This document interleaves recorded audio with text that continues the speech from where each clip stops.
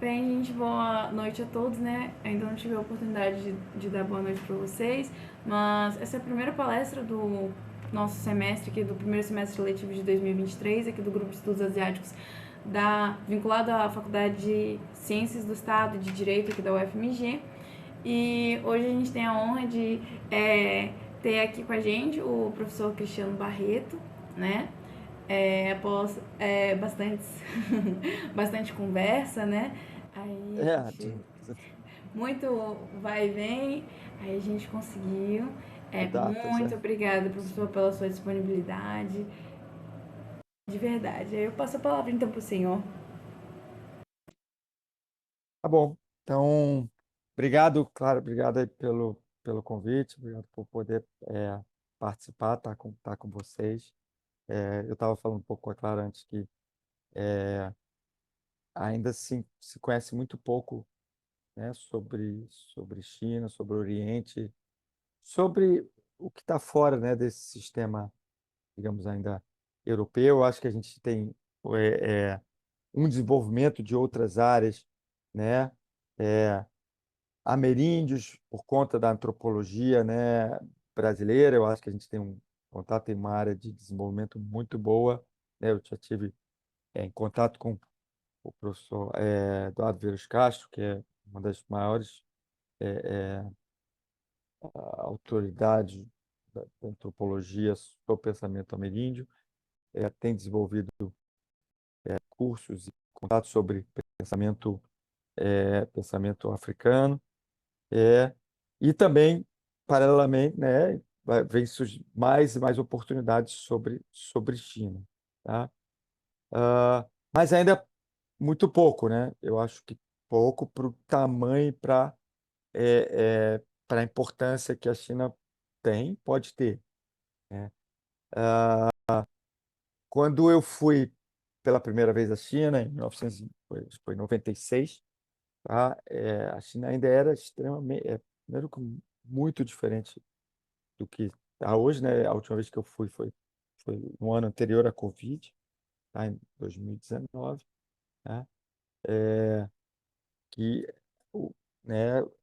Dá para você não precisa de ir à China só pelo que você lê, você já imagina as mudanças todas qual o país passou e está passando, né?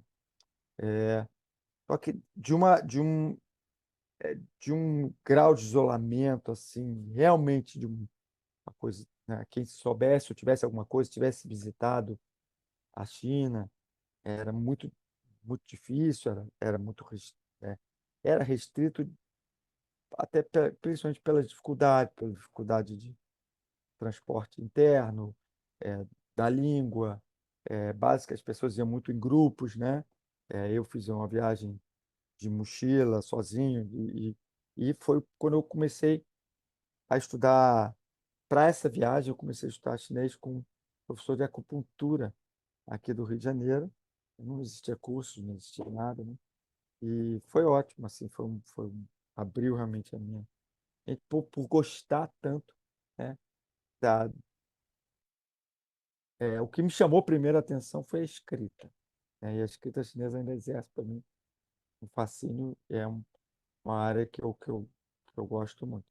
Mas não só a escrita, como, né, a língua toda, e aí disso você começa a falar, né, de pensamento, de diferenças, de contatos, de história. É.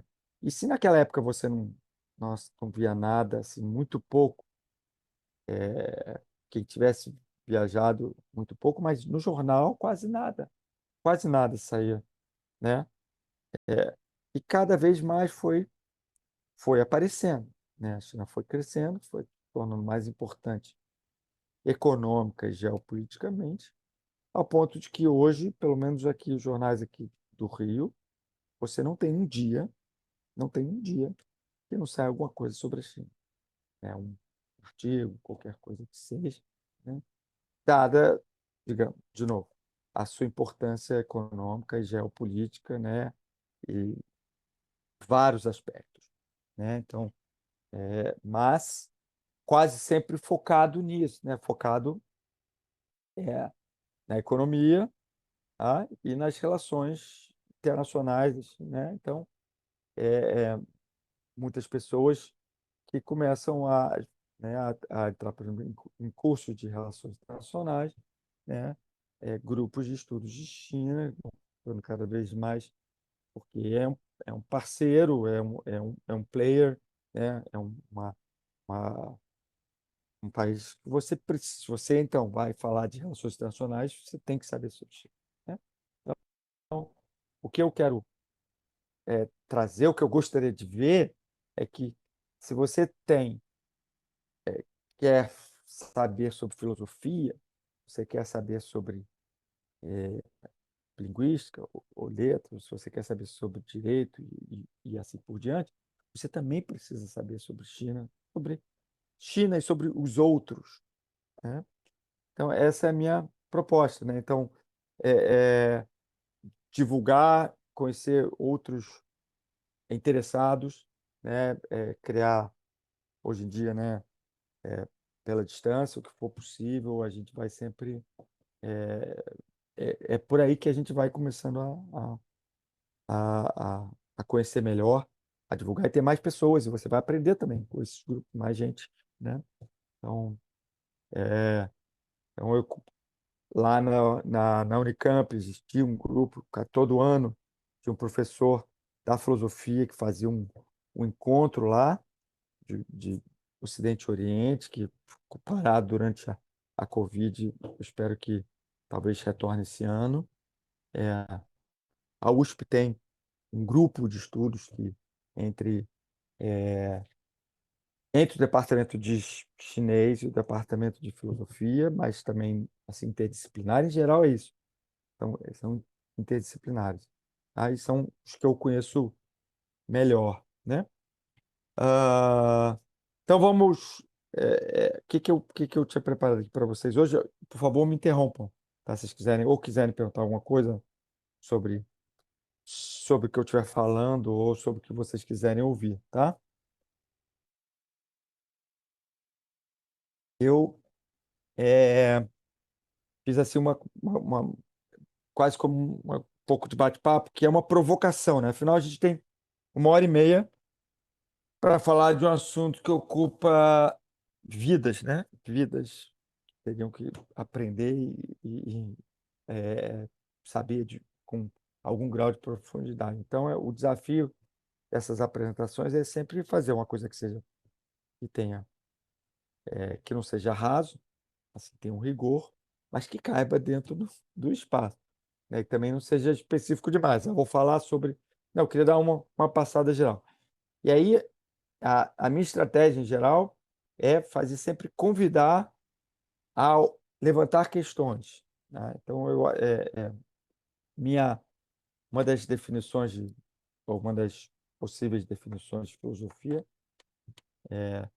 acho que do conhecimento como um todo, é a arte de levantar questões, né? Novas questões não pensadas ainda, tá? Então, acho que a China ajuda a gente a isso, a levantar questões que nos fazem aprender sobre a China, mas também refletir sobre nós mesmos, tá? E especialmente na filosofia, porque a filosofia, como outras áreas do conhecimento, tem e talvez especialmente a filosofia, né, que trata assim de coisas muito fundamentais, questões muito fundamentais, tem uma pretensão universal muito grande, né? E durante muito tempo, né, os filósofos lá faziam lá suas teorias sobre o mundo, sobre as pessoas, sobre o pensamento, sobre o conhecimento, epistemologia, metafísica, ontologia, etc, etc, né? Sabendo muito pouco sobre outras tradições, né? E aí falavam o que conheciam, então simplesmente ignoravam, né? Então você começa a falar, não, o ser humano é, pensa dessa forma, etc, etc, isso sim, etc. Essa é a maneira de você construir o conhecimento, essa é a maneira de você determinar o que é a realidade, tá? E aí tem aquele vocabulário, né? O vocabulário que é um vocabulário grego, depois latino, e foi acrescentando. Pois aqui é muito alemão, uma influência alemã muito forte também, né? Mas muito pouca influência chinesa. muito pouca. Então, estou tentando mudar um pouco esse retrato. Então, a gente vai andar um pouquinho aqui. Minhas apresentações nunca dão no tempo que eu marco, mas é, como elas vão levantar questões, eu às vezes gosto mais assim de trair a curiosidade do que de chegar até o fim, né? Então, de novo, vocês podem sempre interromper, né? Tá? Estão vendo? Todo mundo está vendo a tela direitinho? Sim, Tá? professor. Ok, tá bom, obrigado. Então, cada um, por que a gente procura na China, né, hoje em dia, né? Então, filósofos podem pensar em repensar a filosofia, às vezes como outras práticas de vida, práticas internas, práticas de saúde, seja por um interesse de conhecer o mundo, né? Ou de novo, essa mistura, né, de linhas de pensamento. Então, a, a espiritualidade é uma marca trazida pela história da relação do Ocidente com o Oriente, é a marca do místico e do espiritual vindo do Oriente, né? Então, essa é uma característica desse orientalismo que a gente vai falar um pouquinho aqui, essa reprodução, essa representação do Oriente através das nossas lentes, né? Das lentes do ocidental. Então, que vai olhar o confucionismo, o budismo, o taoísmo como espiritualidades, como misticismos, como formas esotéricas de conhecimento de mundo, tá? São caminhos, são caminhos válidos e caminhos que às vezes tem muito mais desse tipo de produção, é, a- a- desse tipo de produção no Brasil, por exemplo, sobre o taoísmo, sobre o budismo, com certeza, né? Do que livros mais que têm uma pegada mais filosófica, assim, mais acadêmicos, que vão olhar os textos, vão discutir de maneira um pouco mais filosófica, filológica, né? Mas são todos caminhos válidos, né? Conhecer outras formas de pensar, e depois a gente vai voltar para esse quadrinho aqui, que foi um quadrinho que eu peguei da internet, que traz aqueles. Eu livro aqui que é muito legal, até porque tem todos esses livros, chama Ocidente e Oriente. Ele tem vários quadrinhos, ele só tem. é, São desenhozinhos, né? Então, a festa no, festa na China, festa no Ocidente. Aí ele vai fazendo três desenhos, né? É, networking, né? Networking na China, networking no Ocidente. E assim ele vai. São essas coisinhas que nos ajudam a, a organizar, mas que às vezes podem ser também rasas. A gente vai olhar um pouquinho sobre esses clichês, né? Então, o que eu estou querendo fazer? Instigar vocês. Cada um vai pensar, não, eu vim por aqui, pelo outro lado. Instigar, né? Principalmente a gente quer sair dessa visão aqui, na minha tela está à esquerda, né? Esse mapa que eu usei aqui só para virou uma, uma metáfora aqui da visão eurocêntrica, né? Que você tem praticamente aqui Europa e uma pontinha da Ásia aqui no canto, tá? E do outro lado você tem esse mapa que é coreano, tá? Mas todo em caracteres chineses, que você tem bem no meio, que você tem aqui Chunguo, você tem a China localizada aqui no meio, Coreia, uma imensa influência do pensamento chinês, do confucionismo, do budismo, né? É, e da escrita chinesa que ficou na Coreia até poucos séculos atrás, e assim por diante. Mas sair um pouco e fazer um contato, né? A China merece ser procurada, muito procurada, né? É uma civilização de muitos superlativos, né? Você tem. E aí eu trago um pouco, são esses lugares comuns que vocês, né, né, seja da Muralha da China até o próprio Grande Canal da época Sui, né, do século 9, 10, que foi, né, desenvolvido com 1.000 quilômetros de extensão. Só recentemente canais na Rússia ultrapassaram em termos de extensão, mas um canal é uma obra de engenharia assim, inacreditável. E os tais grandes Sudafamino, né, da época Song, século XII, XIII aí, é, o, das grandes invenções, né? Ela propaga muitas, né, seja da é, a pólvora, a bússola, a impressão, é, e peraí, tô-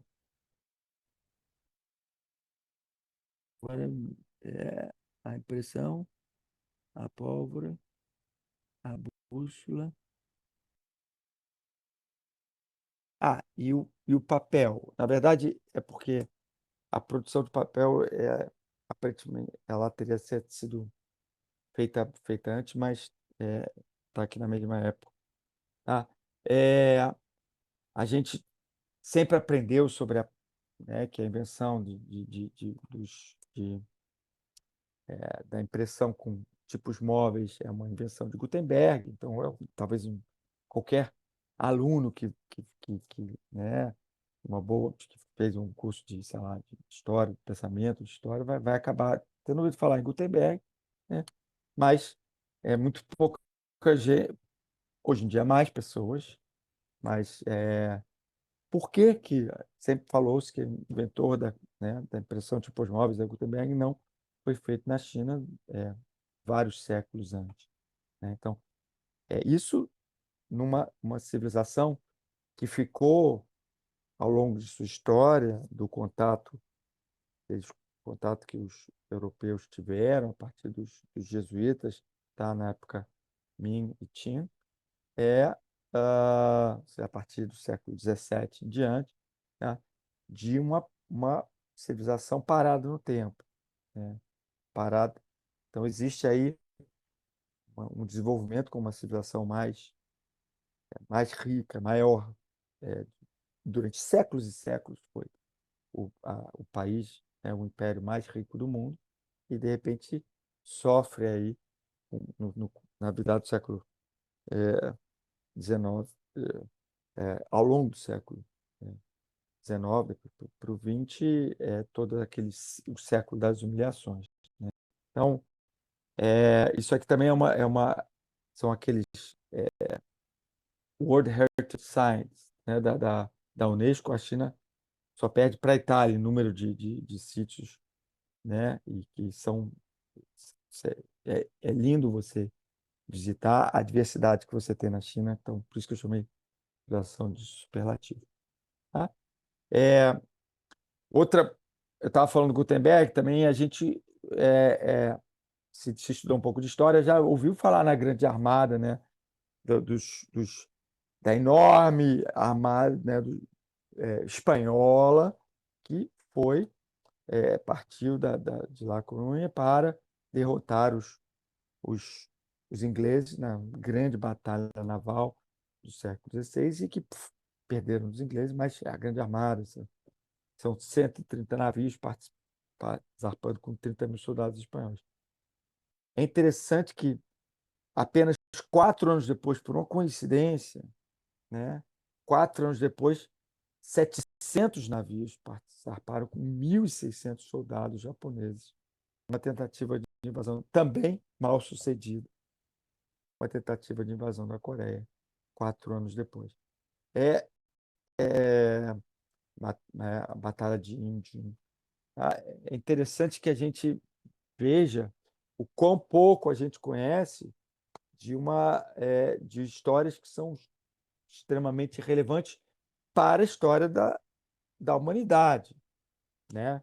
Sim, é claro que se a gente está mais próximo do que nos afeta, e a- certamente a história europeia afeta a história brasileira, afetou e afeta muito mais do que a história da batalha entre coreanos e japoneses. Mas, colocado de uma maneira global, a gente precisa prestar atenção, né? Então, a gente, na linguística, existe desde É, uma passagem famosa de Aristóteles, que todo mundo faz, usa muito na filosofia da linguagem, né? É que é, ah, fala e que ah, os, a fala são sinais das afecções da mente, é uma representação dos pensamentos, tá? E que a escrita é uma representação da fala. Então, a escrita ela é duplamente representativa.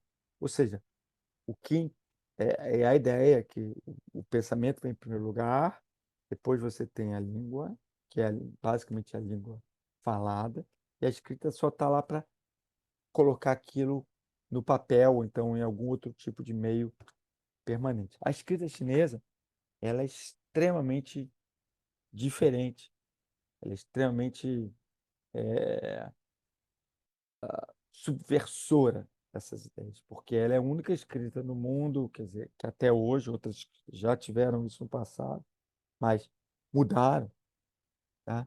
Que tem um modo na sua indicação, no seu grafema, ou seja, naquele, naquele sinal ali, naquele símbolo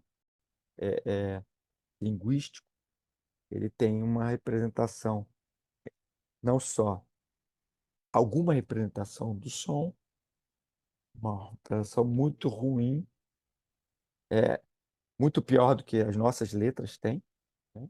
Então, você conhece alguma coisa de regras de- da fonologia do português, né?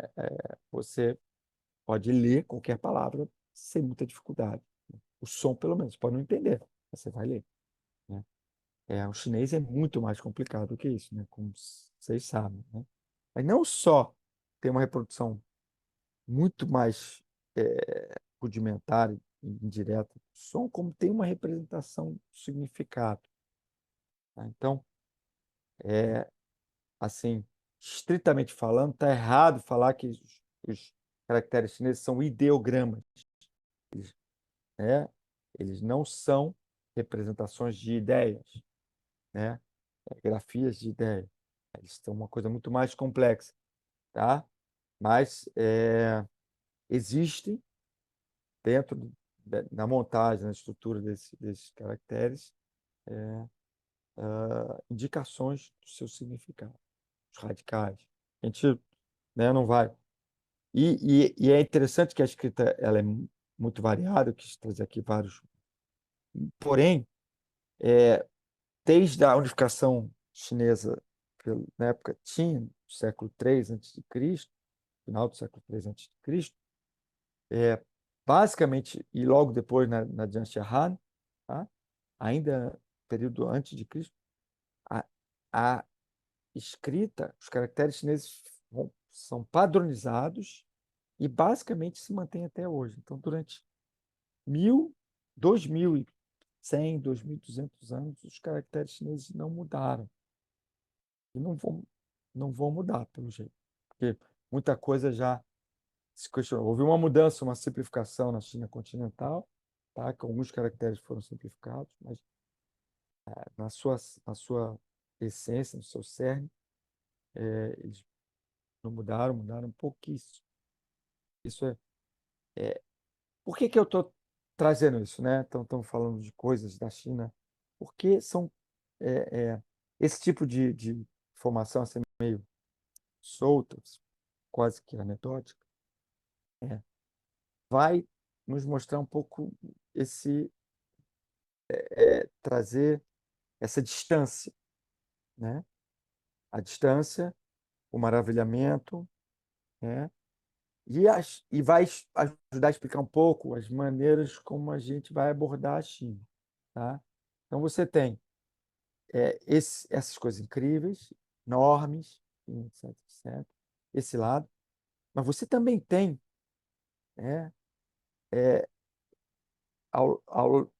um lado que a gente que admira, você tem um outro lado que é um lado que nós vamos olhar, em geral, vamos olhar com reticências, restrições, para dizer isso no mínimo, né? Então, são as polêmicas chinesas. As polêmicas, eu tentei aqui fazer uma ilustração, tá? De polêmicas, inicialmente, é, essa visão racista, né, a figura do Dr. Fu Manchu, né, a figura daquele oriental maquiavélico, tá, que foi desenvolvida no século, ao final, a ideia do perigo amarelo, tá? Então, tem cartazes e coisas em livros, etc., que para justificar a invasão da China e né, a ocupação econômica da China, dizer assim, é, ela está aí né, já desde o final do século XIX. Tá? Então, a gente viu filmes ao longo do século XX com o Dr. Fu Manchu, filmes e quadrinhos ao longo do século XX todo. Né? Essa visão estereotipada do, do, do chinês Maquiavel. Né? Do outro lado, você tem as polêmicas em que hoje, ao ler ou saber alguma coisa sobre a China, a gente somos levados ao questionamento, né? E de que forma encarar ou pensar a posição da mulher na sociedade chinesa, esse, né, essa prática de amarrar os pés, né, o foot binding, é a prática exclusivamente chinesa, né? E não só da China, mas, por exemplo, na época Qing, né, a última dinastia, que é uma dinastia de origem Manchu, que vem no norte da China, né? É, é, os, as mulheres manchus não amarravam o pé, tá? Então, os manchus que governaram a China foram, sim, em larga parte, sinicizados, se vestiram como, usavam a língua, etc., etc., mas as mulheres manchus não. Tá? Então, a posição da mulher hoje, tá? A questão dos nascimentos das mulheres e tudo, etc. Uma questão muito moderna, muito contemporânea e que tem muito a dizer sobre a gente, sobre a nossa sociedade, contexto totalmente diferente, né? A questão do autoritarismo, tá? Né? É, acho que dificilmente você vai ter uma pessoa aqui do Brasil que vá questionar o fato de que a China é um regime autoritário, né? Regime governamental chinês, né? Por outro lado, saiu no jornal essa semana uma pesquisa do Instituto Dinamarquês, em vários países, perguntando para os moradores, né, habitantes de cada país, entre os 40 50 países, sei lá, quais eram os que mais confiavam na sua democracia, ou né, que é uma democracia que funcionava, que é uma democracia boa, que era um bom regime democrático. E qual foi o maior percentual, qual país, entre os que foram pesquisados, cuja população teve maior percentual que respondeu que confiava na sua democracia, que vivia realmente no regime democrático? Vocês podem chutar?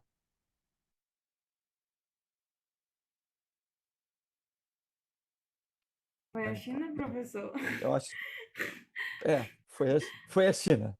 Foi a China, né? Então, acho que é, é, é, é surpreendente, né, para nós. Deveria ser surpreendente, né? E eu já fiz palestras, né, sobre a questão de o que é democracia na China, o que é democracia, o que se chama, E é um tema super. é, Existem dezenas de livros fora do Brasil, né? Hoje em dia, muito, tudo fora do Brasil, mas em inglês, principalmente em inglês ou francês, mas sobre, sobre a democracia na China, o que é a democracia, etc. Então, temos a questão do Falun Gong, né? Aquela seita que foi proscrita na China, começou a crescer muito. Ela reflete a posição da religião relação da religião com o Estado chinês, né?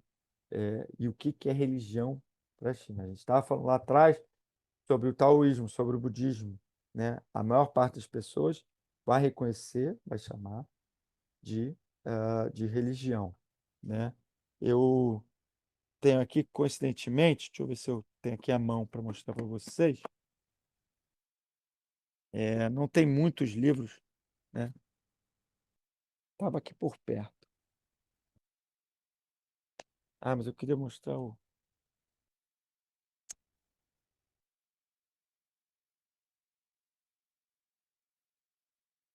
Não tô... Ah, sim, achei.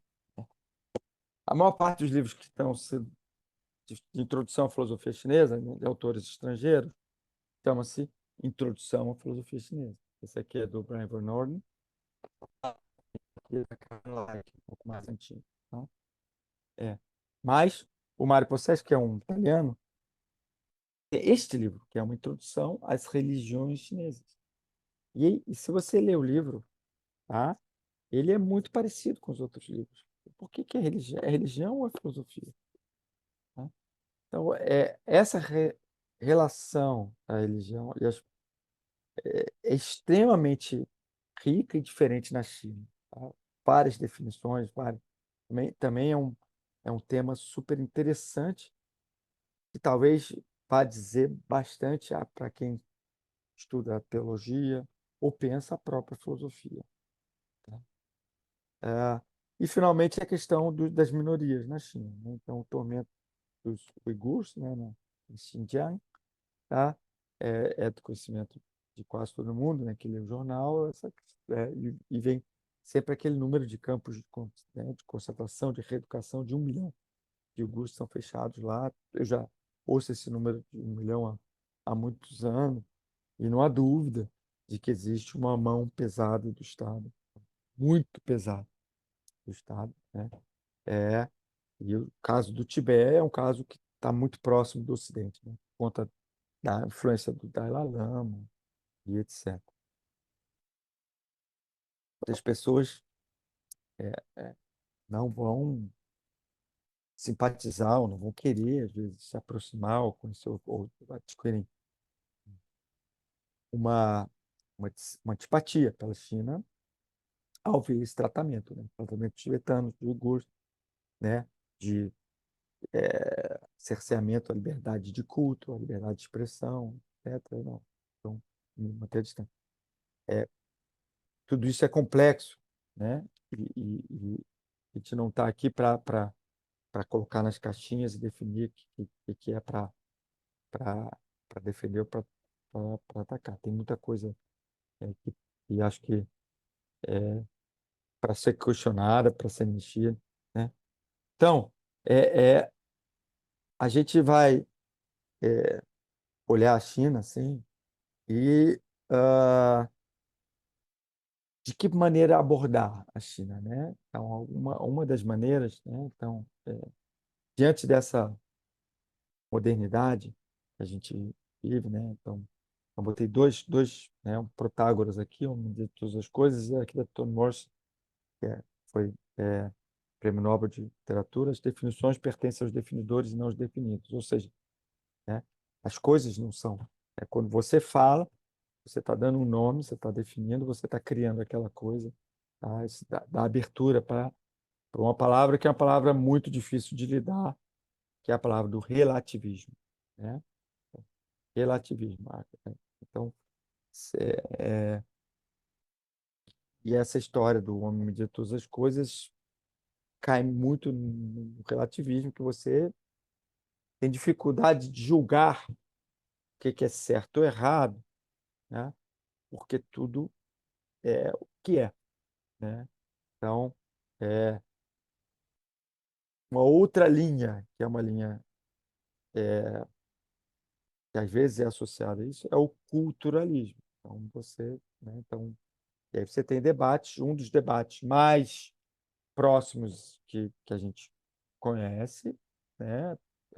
Se passa na Europa, mas a Europa está relativamente próxima da gente, é a questão da, né? Mas não só na Europa, mas é a questão da mulher nas sociedades muçulmanas e especialmente no uso da burca e dos outros tipos de vestimentos que tem, né, cobrir o corpo e etc, etc. Né? Então, é, esses debates entre aqueles que dizem que os direitos, né, universais, básicos das mulheres estão sendo cerceados, né, nessa sociedade, e os outros que dizem que isso é uma questão cultural, e uma questão histórica, e é mais complexa do que isso, etc. Então, isso vale para a China também, né? Então, você tem autores como Marcel Granet, eu peguei ele é um sinólogo do século passado que escreveu esse livro, que é um livro que é influente aqui no Brasil, tá? Foi publicado originalmente em 1900, na década de 1920, né? E ele é um típico cara, um típico representante que eu chamaria de culturalista, tá? Então ele vê o que é o culturalismo. Essa é uma abordagem que, que vê uma grande diferença, né? Ele vê, respeita, tá? E pensa que uma visão de mundo fundamentalmente diferente, que vai dar com uma forma de pensar fundamentalmente diferente. O pensamento chinês. Outra forma de pensar. A gente se comunica, quem traduz, quem aprende chinês, se comunica com os chineses que aprendem inglês, português se comunicam, mas especialmente na China tradicional, é uma outra forma de pensar. O que a gente consegue se entender é outra questão. Tá? Então, são passagens, né? Que a China, mais que a filosofia, tinha sabedoria, é um pensamento que não exprime conceitos, é como se não exprimisse ideias, conceitos. Tempo, o pensamento é a função, por função, uma ação civilizadora, tá? Não tem predileção pelo silogismo aristotélico, né? A estrutura argumentativa, por contradição, né? Pelo encadeamento lógico, tá? Então, é que a lógica chinesa é outra, segundo o Grêmio, é uma lógica da ordem, lógica da hierarquia, tá? E um mundo em que o homem e a natureza não constituem dois reinos separados, né? Um é um reflexo.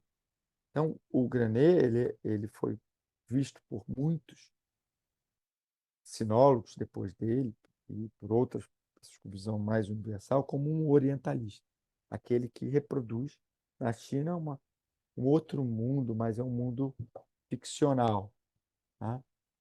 Então, o Edward Slengerland, que é um canadense que escreve, né, ainda hoje, está na University of British Columbia, um sinólogo conhecido mundialmente, ele é um daqueles mais ácidos, né? Ele diz que essa visão aí do algum holismo chinês essencial, né? Ele está sendo extremamente é, é, irônico, especialmente quando ele fala do Hegel feliz, né? O Hegel com o rosto feliz, a minha interpretação nessa passagem é que o Hegel foi sempre um crítico da China, né?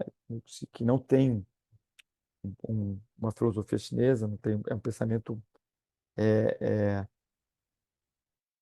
inferior e anterior à evolução, o tipo de evolução que se encontra na filosofia europeia. Então, o Hegel feliz talvez seja o que estão propondo essas pessoas, tá? Que o pensamento chinês tem aquele valor daquele outro, consegue descrever ou fazer uma filosofia daquele outro mundo. E ele ataca exatamente Marcel Granet, antropólogos e e sinólogos com essa tendência de hoje, filósofos sinólogos como o François Julian, que é muito influente na França, tá? Talvez você tenha ouvido falar, tem vários livros publicados no Brasil também. E Roger Ames, que é um sinólogo muito importante, canadense, que mora hoje, como o Slingerland, né, que mora hoje, criou o Instituto a cadeia de chinês, né, de pensamentos orientais tá? Da Universidade do Havaí, que é o centro de excelência no mundo todo, tá? E hoje mora na China. Eu conheço ele pessoalmente, tá? E é uma pessoa desse tipo de vertente, tá? Então você tem, de um lado, aqueles que vão olhar a China como um outro mundo, de certa forma, tá? É, e que são criticados pelos outros, que são os especialistas. Os especialistas vão ver, olha, não, é tudo igual, somos todos seres humanos, todos temos questões, todos temos pensamentos básicos, sentimentos básicos, a realidade é uma só, é a nossa realidade, a realidade física, tá, etc, etc. O ser humano pode fazer interpretações, diferentes histórias míticas da realidade, etc., mas isso faz parte. A China não é nenhuma coisa de diferente disso. Tá? Então, a minha sugestão, tá, é tomar cuidado com esses extremos. Tá? Então, isso é uma coisa que vou sempre trazer nas minhas aulas, tá? Então, a China é uma abordagem. Eu tenho uma tendência a dialogar melhor com o culturalismo, tá? Tá? Mas não que necessariamente eu acho o livro do Marcel Gané um livro, que eu discordo, sei lá, das coisas, é um livro antigo, é um livro difícil também, às vezes muito quase que esotérico, assim, mas eu não vou ter essa visão tão universalista, né? É, a China é um outro mundo, de certa forma, mas também é o nosso mundo. Então, no final das contas, um pouco é isso, né? Para isso, a gente tem que privilegiar a diversidade e pluralidade, que é o esforço que as universidades brasileiras, que a Academia Mundial, né, que a pesquisa, né, na área de humanas, vem fazendo, tá? É. E para isso você tem que considerar, no caso que estamos falando de filosofia, além daqueles modelos gregos, os modelos de mundo que a gente, né, vê lá, Platão e Aristóteles, né? Procurar uma generalização, procurar criar certas. Ah, não, a China, você pode dizer que a China é isso, a China é aquilo, mas sem perder o rigor acadêmico.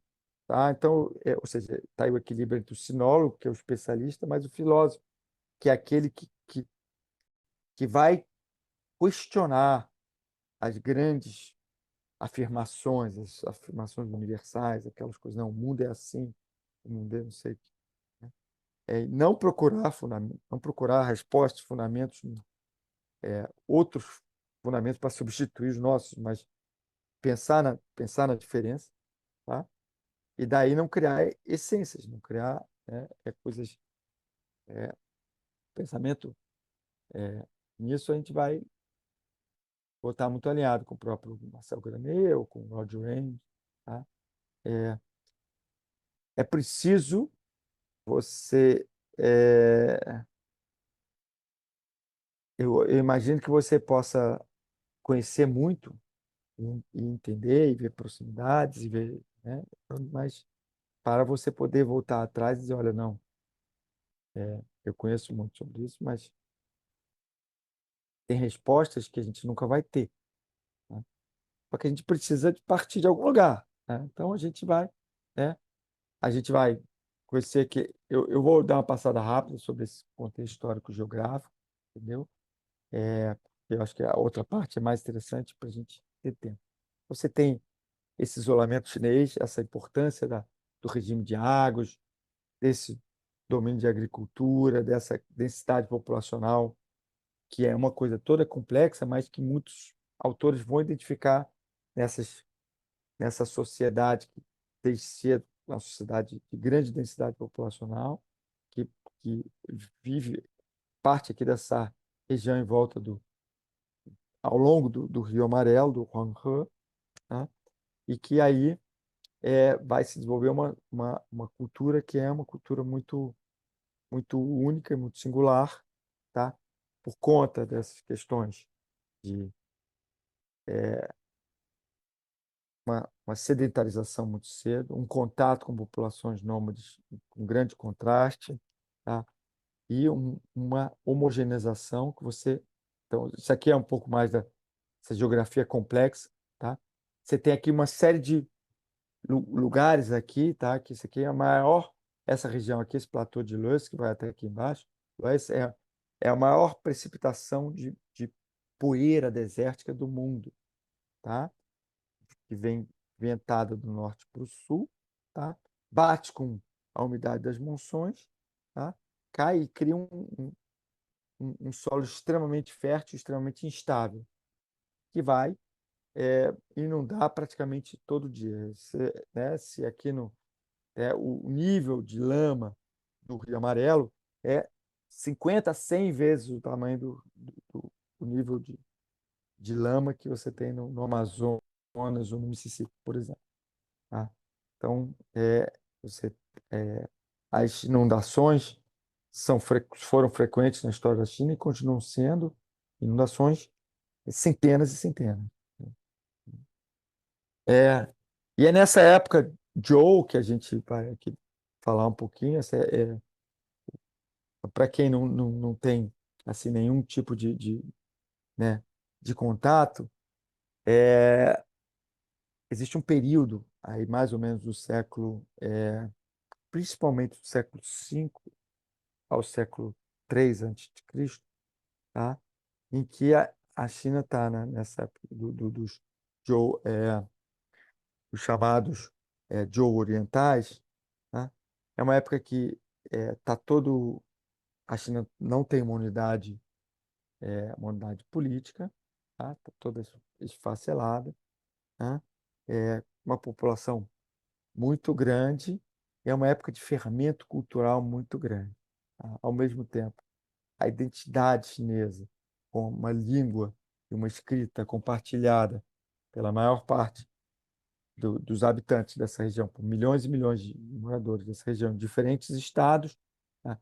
Quase que permanentemente em guerra, tá? Ao mesmo tempo que existe um florescimento cultural muito grande. Então, é a tal época chamadas das 100 escolas. Tá?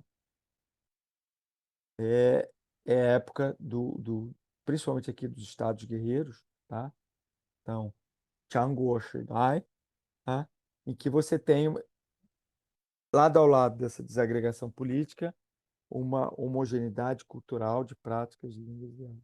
Então, você tem um cenário que é extremamente contrastante ao que a gente vai ver em outras civilizações na mesma época, civilizações de informação, que estão em contato em áreas muito menores, com populações muito menores, uma diversidade de línguas e de hábitos muito maior. Então, você tem séculos e séculos, você vê aquele fermento cultural chinês se desenvolvendo ali, tá? E então você tem o que essa tensão para você aprender sobre China, sobre a história da China, que a gente não vai falar aqui com detalhe, obviamente, só estou dando uma pincelada sobre as origens, né? Entre uma um, um núcleo político muitas vezes muito fraco, tá? Em contraste com uma identidade cultural muito forte, né? Em um contraste muito grande com os seus inimigos. Os inimigos chineses são quase sempre, vão ser sempre, tradicionalmente, vão ser os nômades, as civilizações nômades não sedentárias, com outra língua, com outras, sem escrita, sem cultura, tá, para os chineses. Tá? São os invasores, né? Tá? Contra os quais foi construída as várias versões da muralha da China. Tá? Os Zhou, essa burocracia, é, é, a, essa cultura que vai se desenvolver num, sempre numa troca entre uma aristocracia hereditária local, dentro desse esfacelamento, tá? Mas aos poucos, isso na dinastia Song vai praticamente se consolidar, ou seja, estamos falando de século XIII, muitos séculos à frente, mas durante um período muito grande da história imperial chinesa, do século XII, XI, XII até o século XX, o raiado do século XX, você tem uma estrutura imperial muito consolidada, tá?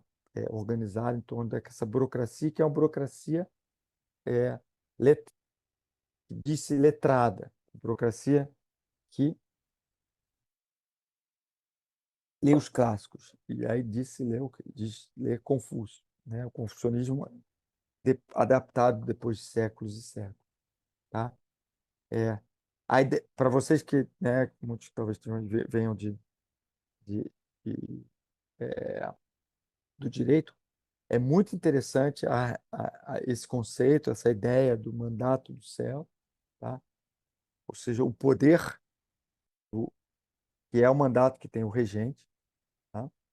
Que é o filho do céu, vamos chamar também de filho do céu, mas que ele, o poder dele, e aí tem muitas nuances aí que a gente não acha, mas o poder dele é um misto de um poder pragmático, de um controle, de força, etc., mas também de uma percepção na sua sociedade, né?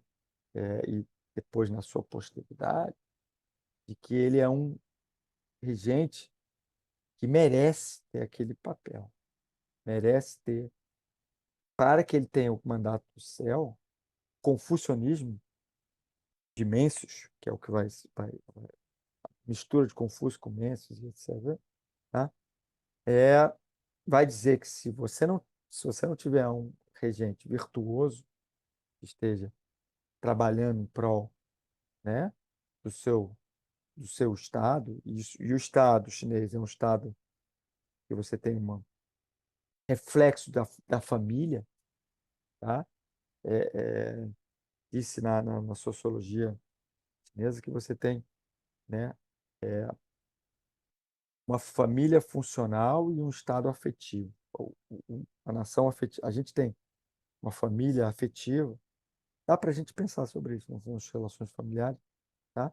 E a nossa relação de sociedade é uma relação funcional, cada um tem, né? E existe uma certa inversão, um pouco forçada talvez, mas você tem na sua família, uma família funcional, porque reguladas pelas relações confucionistas, que são as relações entre pai e filhos, marido e mulher, tá? Entre o regente e os, e os, e os ministros, mas totalmente regulada dentro das famílias, tá, funcional, e afetiva, porque trata-se de como se fosse de uma grande família, que a gente poderia dizer. Então, o filho do céu que perde essa percepção de que ele é o pai de todos, podemos dizer dessa maneira, de certa forma, né? Ele vai, então, poder ser legitimamente derrubado. Isso vai marcar a história da China, vai explicar por que as dinastias mudaram. O último regente era sempre o regente que tinha sido corrupto, corrompido, sem virtudes, merece ser derrubado. E o novo que vem é sempre aquele virtuoso, fundador da nova dinastia, etc, etc. Essa dinâmica, né? Então você tem uma dinâmica, um fermento imenso, né? Na época de Zhou, está sem escolas, tá? Então você tem turismo, né? Mas das quais a gente na prática, né? E aí esses autores que vocês que estão começando a ter contato, né? Além do próprio Confúcio, né? Quer dizer, e dos seus seguidores como, né, Mencius e Xunzi, que são dois seguidores mais conhecidos. Você tem a figura do Lao Tzu, né, que é a figura meio mítica de fundador do taoísmo, né, e o Chuang-Tzu como o segundo texto clássico do taoísmo, mais ou menos dentro desse relativamente curto período. O Mozi, que vai propor o moísmo, é uma outra linha totalmente diferente, que a gente não vai falar aqui, mas é.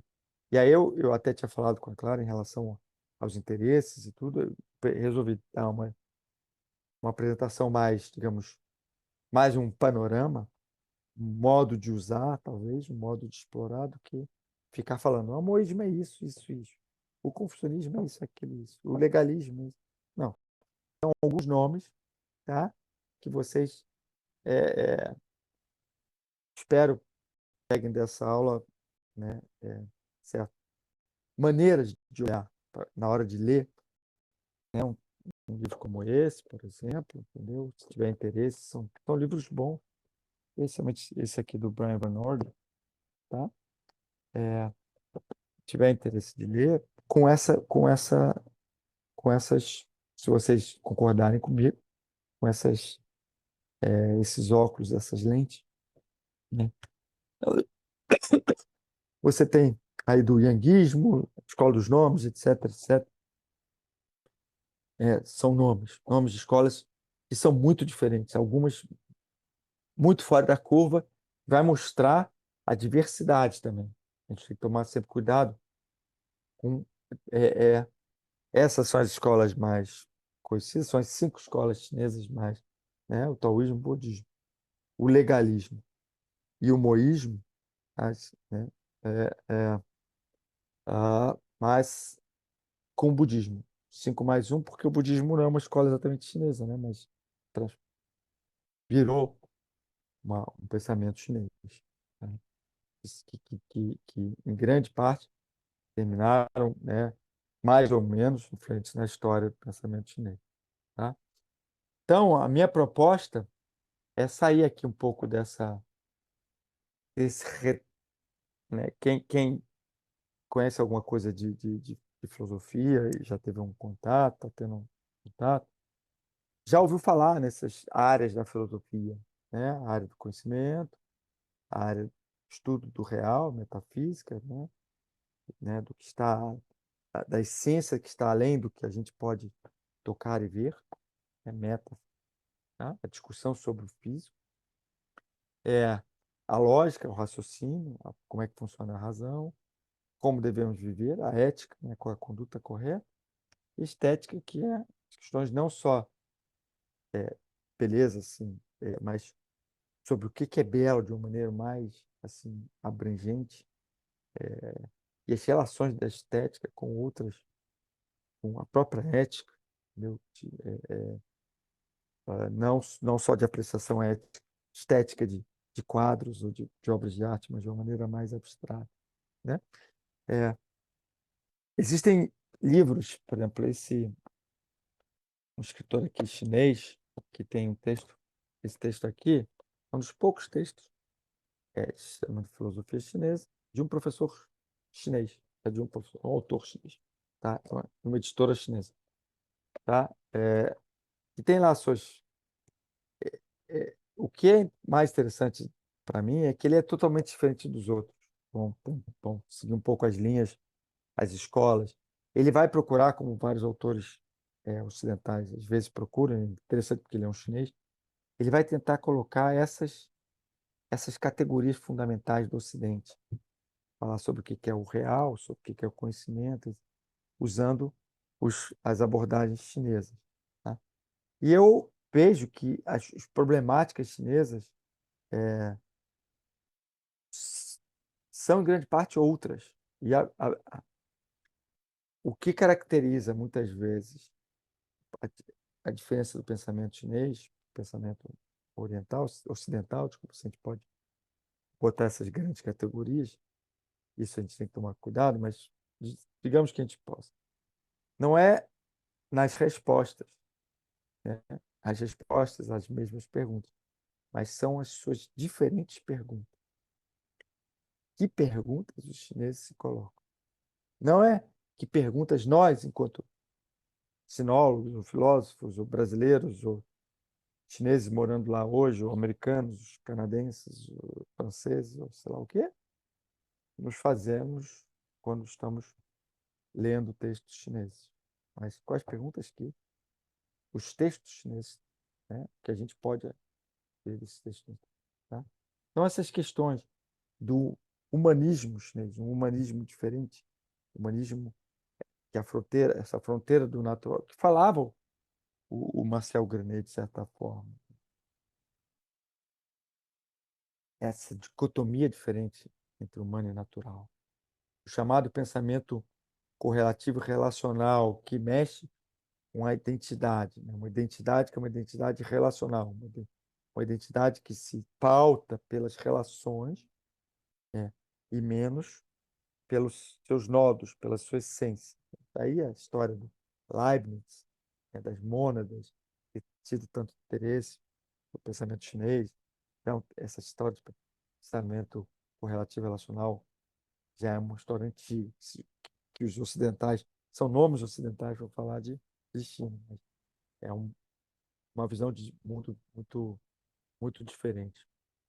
A centralidade de uma filosofia do fazer, né? De como fazer, essa preocupação ética e orientativa. Tá?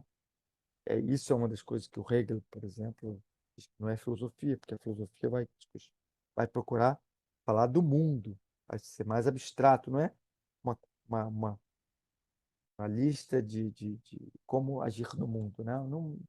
Não faça com o outro que você não quer que eu faça com você, e coisas assim que podem ser vistas de uma maneira muito rasa. Cosmo, cosmogonia e cosmologia, tá? Então, divinação é um ponto importante na herança da China. Tá? O papel da linguagem aqui no Ocidente também é importante, na China é importante de uma maneira muito diferente. A questão da escrita é muito importante. E a relação de mudança, constância e padrão. Então, quem viu falar sobre I Ching, sobre Jing, o livro das mutações, né? Então, e suas fontes de diferenças que são questionadas, a gente falou um pouco aí sobre escrita, a gente falou um pouco sobre geografia, né? Outro grupo de perguntas de interesse, né? Então, essas palavras que a gente traduz são palavras em português muito caras, muito importantes para a filosofia feita no Brasil, né, no Ocidente, metafísica, indivíduo. As traduções das palavras chinesas, tá? Basta dizer que a metafísica aqui é Xing'er Shan Xue, que isso quer dizer é, literalmente? É o estudo, Xue, das formas acima. Ou seja, é, é uma palavra totalmente platônica, tá? Na China. Totalmente moderna. Dizer que os, os Confúcio ou Taoísmo, por exemplo, né?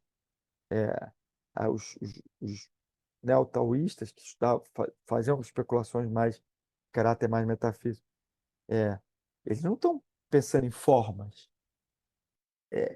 São palavras modernas, textos modernos. Quando você vai ler, às vezes, textos produzidos na China sobre a filosofia chinesa, você está vendo essas palavras o tempo todo, são palavras modernas, são palavras ocidentais, só que estão escritas em chinês, né? O próprio termo de filosofia, Cheshire, é um termo que foi criado, importado do Japão, no começo do século passado, né? As palavras chinesas, as filosofias chinesas são outras palavras, são termos que vão ser bem assim diferentes para a gente colocar nas categorias da filosofia ocidental, né? Entendeu? A ideia bastante totalista de Tao, tá? A importância e centralidade dos ritos em Li, tá? Como é que é o Qi, né? Entendeu? Que é um conceito que está muito ligado a certas práticas esotéricas, mas ela está presente também em formatações da filosofia chinesa, tá? A centralidade desse duo aqui, Zhen Yi, que é o ser virtuoso e com propriedade, que é o protótipo da pessoa virtuosa para o confucionismo, né? O mandato do céu que a gente falou, a vida em harmonia. O que é essa vida em harmonia? Fugindo um pouco daquela, não, todo mundo se entende, todo mundo ouve o outro, né? E aí tem muitas outras coisas, tá? Então, retificação dos nomes, um nome, então, uma maneira de você lidar com a linguagem, tá? Mudar. Por que os nomes têm que ser corrigidos ou não corrigidos, tá? Questões sobre os nomes, sobre a linguagem que vão aparecer, tá? A, a importância de Chan também no pensamento chinês, pensamento de Confúcio, que a gente traduz como sinceridade, mas que é uma coisa diferente, tá? É, discussões sobre a natureza, discussões sobre a cultura, sobre o Wen, é um termo extremamente prolífico, que vai indicar que é cultura, que é escrita, são padrões, que é imagem, tudo isso vai estar junto, assim, é uma escrita bem diferente. Tá? E o coração mente, né? Um coraçãozinho desenhado, praticamente, né? Onde habitam pensamentos e emoções ali, tudo no mesmo lugar. Então, a gente então vai tentar fugir desses clichês, fugir dos clichês, né? Quando a gente olhar isso na internet, eu queria mais ou menos terminar com esses dois. Tem aqui esses 10 minutinhos para terminar com esses dois. São os dois últimos aqui. Ah,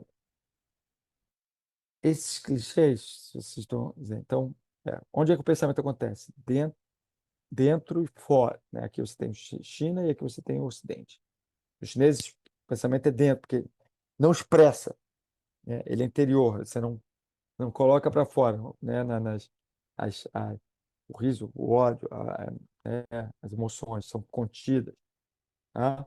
A percepção, que é a percepção holística, tá? Versus focada do Ocidente. A prioridade da sociedade versus do individual. O, o comportamento errado que provoca vergonha versus culpa. O objetivo de harmonia versus a verdade. A atitude de aceitação na China versus questionamento no Ocidente. O processamento cíclico versus linear. E a tendência à repetição na China versus inovação no Ocidente. Existem várias sinofobias aí, de certa forma, tá? Vários clichês abusados, né? Totalmente, tá?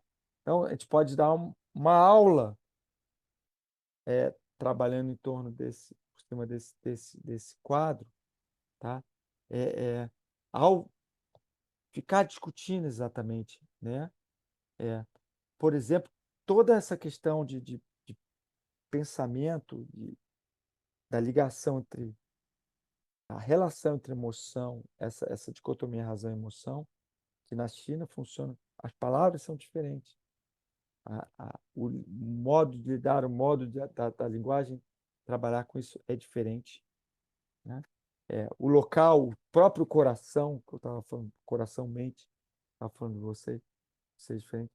Muito raso, que eu quero dizer assim, existem coisas que você pode dizer. Quem né, já negociou com os chineses e essa questão de tentar não perder livros de como negociar, como lidar com os chineses nos negócios, a arte de negociar.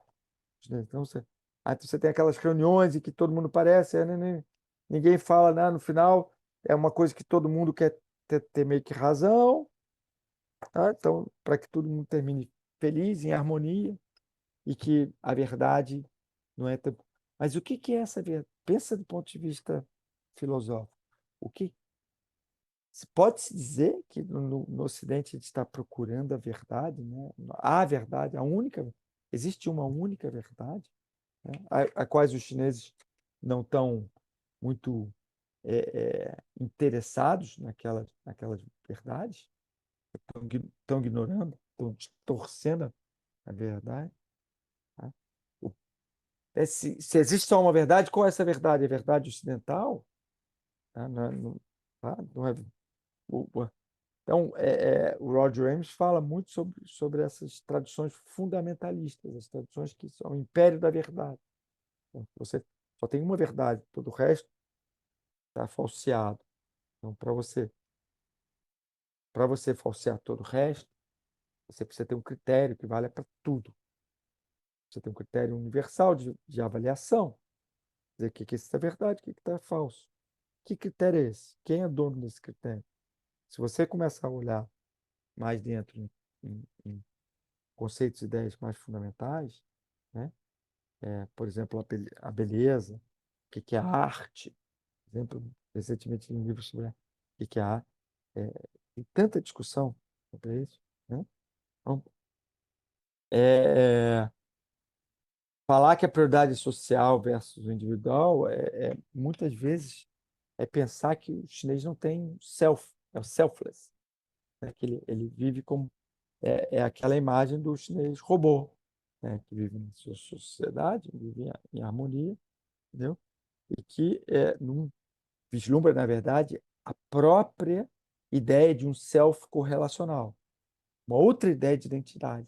Aqui nós estamos usando a nossa ideia de identidade do individual, e aqui é o individual vivendo em sociedade. Vocês estão percebendo que ele está projetando ideias ocidentais dentro desses quadros, sem pensar em problematizar a ideia do que é a individualidade, né? Bem, e aí você pode falar isso para todos os quadros aqui, né? O Roger Ames, último, para terminar aqui, fala aqui de percepção. Roger Ames tem uma proposta de campo-foco, uma visão. No pensamento chinês, várias vezes você vai ver essa tensão entre uma pretensão do total, tá? Mas com interesses e afirmações locais. Isso vai acontecer no, no pensamento confucionista tradicional, autóctone, local, mas também no budismo. O budismo é muito pródigo nisso, tá? É, para outras aulas, outras, né? Então, esses aqui são esses lugares comuns. É outro quadro que eu estou reproduzindo, né? Uma China total isolamento. Essa China que é a única China que tem antiguidade. São, alguns são lugares comuns e clichês feitos vindos do Ocidente, são em larga parte xenófobos, e outros que são do interesse de certas partes também da sociedade chinesa. Tá? A venda da China como a única, a mais antiga, a mais inovadora, e etc, etc, que fez tudo isso em isolamento, e etc, etc. A grande uniformidade, a China é uma China só, uma China que está toda. Ela tem lá suas, não sei quantas minorias, 56, 50 e tantas, mas quase todo mundo é Han, quase todo mundo é chinês, né? Então, misticismo irracional, para você tratar de taoísmo, tratar de budismo, o hegelianismo de não há filosofia, pensamento conservador, sem indivíduo. Os três ensinos é o confucionismo, taoísmo e budismo. Você diz que o chinês vive com aqueles três, tá? Que sempre em harmonia. Lugares comuns, tá? Que a gente quer. A gente não vai. Eu falar aqui um pouco que eu estou falando para vocês, não vai desmontar esses lugares comuns. Na cabeça de vocês nem tem essa pretensão. É um pouco para que a gente tome cuidado, né?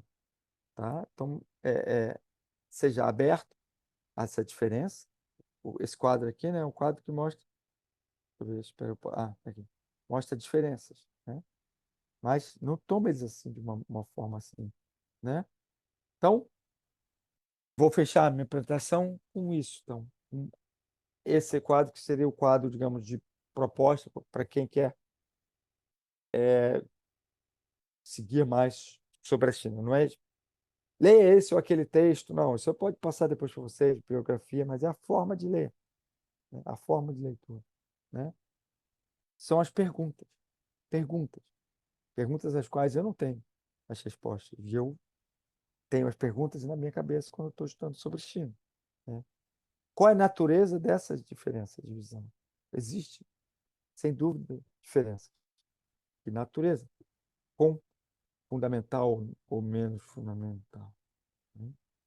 Como que as influências externas afetaram e afetam hoje. Então, como que o Ocidente afeta a China hoje, a sociedade, a forte influência ocidental afeta na China de hoje, nessas propostas chinesas hoje, por exemplo, tá?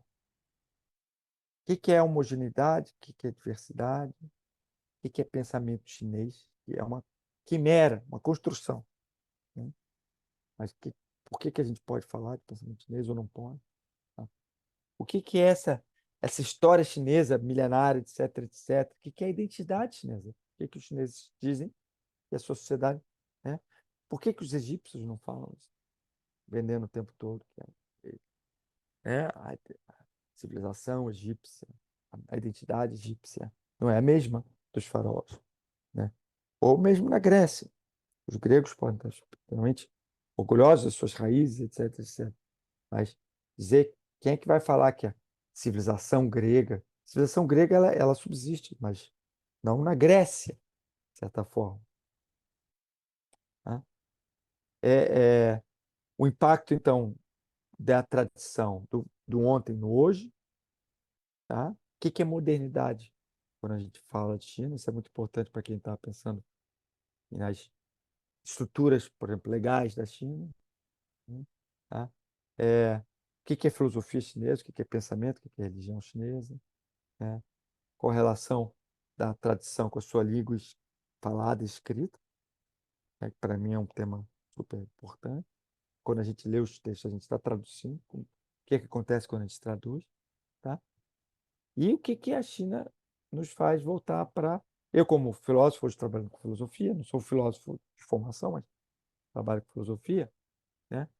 O que que ela me faz repensar sobre aquelas categorias, aqueles temas universais, né? Aquelas propostas de Kant e aqueles sistemas globais, e etc, etc. Né? Enfim, o que que a gente pode aprender com a China? Então é isso aí que eu queria falar para vocês hoje, tá? Peraí. Bem, depois aqui sai. Não sei como é que para aqui o. Ah, tá.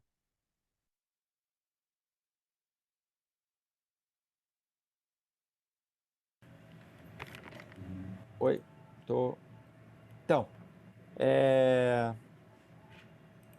perguntas, o que que vocês querem falar ou não querem, ou o que que vocês acham, tá?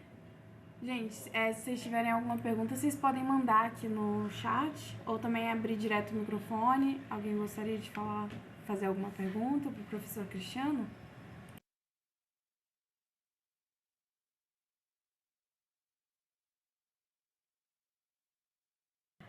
Acho que o povo tá meio acanhado, né? Porque a Ah, gente tá olha gravando. só, eu acho que isso aí eu já dei vários cursos, né? Até ano passado, meus cursos eram cursos de extensão que eu dava online, né? E, né, e era a mesma coisa. Então, assim, no final, fala, fala, fala, a gente fala, essa é a natureza. Agora eu estou dando um curso, como eu falei, de curso de pensamento oriental na PUC, os alunos são muito mais comunicativos. Aí, quando você está, esse é o problema pouco também do remoto, né? Eu também não sei, vocês falaram um pouco, você falou um pouco, né, claro, sobre, porque eu venho de uma outra área, né? Vocês, se vocês todos estão na área de direito, às vezes estou falando coisas que vocês estão assim também distante ou diferente. Eu tentei fazer uma coisa, as minhas aulas, assim, né, essas aulas, talvez não sejam as aulas mais mastigadinhas do ponto de vista da didática. Então, às vezes, as pessoas podem ficar um pouco perdidas também. Eu tento mexer um pouco a cabeça, talvez eu acho que mexa demais, não sei. Bem, obrigado, obrigado quem falou que gostou, né? Arthur. Né?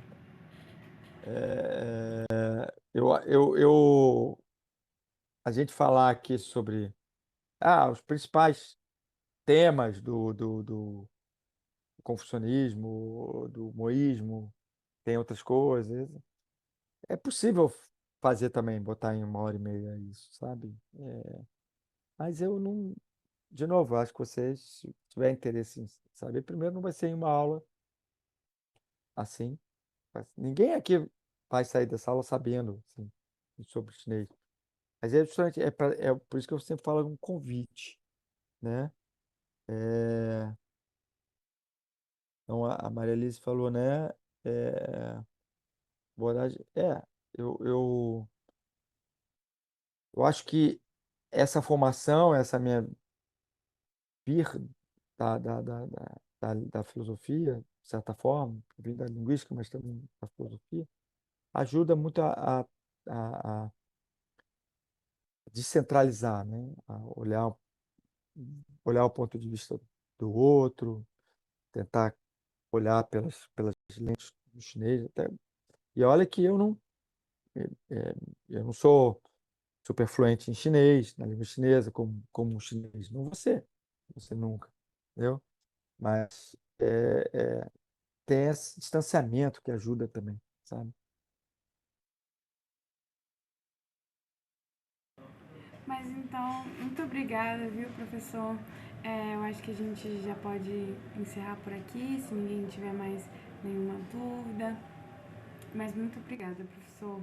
E espero que a gente consiga manter esse diálogo para mais colaborações no futuro. Tá, Eu- joia? Vou estar por aqui, né? ok, professor. Aí eu vou lançar Eu, a gravação aqui dessa aula no YouTube, aí eu posso mandar pro senhor pelo e-mail. tá, manda sim, manda sim. E quando eu for dar aulas abertas, às vezes eu dou aulas sobre temas específicos, sobre taoísmo. No ano passado eu dei sobre taoísmo e budismo, junto com um professor de taoísmo lá da China. Foi diferente, foi um pouco, entendeu? Às vezes, para fugir um pouco dessas aulas introdutórias, eu mando para vocês, tem um contato, né, do grupo, né? É, exatamente, entendeu? O Arthur falou, né, sobre, quer dizer, é uma questão. Eu tenho um colega que mora na China há muitos anos, ele é professor de taoísmo, é brasileiro, carioca, sabe chinês como chinês, mora já, dá aula de taoísmo para chineses na China, e é brasileiro. Então é legal, entendeu? Eu dei um curso de taoísmo com ele no ano passado, um curso remoto, tá? Então, tendo esse contato, a gente pode criar essa rede, né? Contatos, tá bom? Professor, aí na oportunidade, só para eu escrever aqui no grupo de estudos, eu não sei se ele tem alguma rede social, assim, no Instagram e tal, mas o senhor poderia falar o nome dele, assim, só pra eu mandar aqui no Tá, grupo? tá. Ó, vou escrever aqui. Chama Bonnie Charter. É, as redes sociais dele, ele tem o WhatsApp, mas as redes sociais dele, ele está na China. Então, ele tem outras redes de outros tipos, de outros. é, é, eu não acredito que ele esteja muito nessas redes assim de. Ah, Se sim. você fizer uma procura, você vai ver, mas assim, em termos de produção acadêmica e tudo, ele vai aparecer, entendeu? Uhum. Tá, Ah, entendi, professor. Então, muito obrigada, viu? Eu mandei aqui tá no bom? grupo. Tá bom. Obrigado, então. Claro, obrigado a todos vocês que esteve aí. Então, espero que a gente se reveja aí, por aí. Tá? Tá bom, Obrigado. professor. Tchau, tchau. Tchau, tchau. Tchau. Boa noite. Boa noite para todos. Tchau, tchau.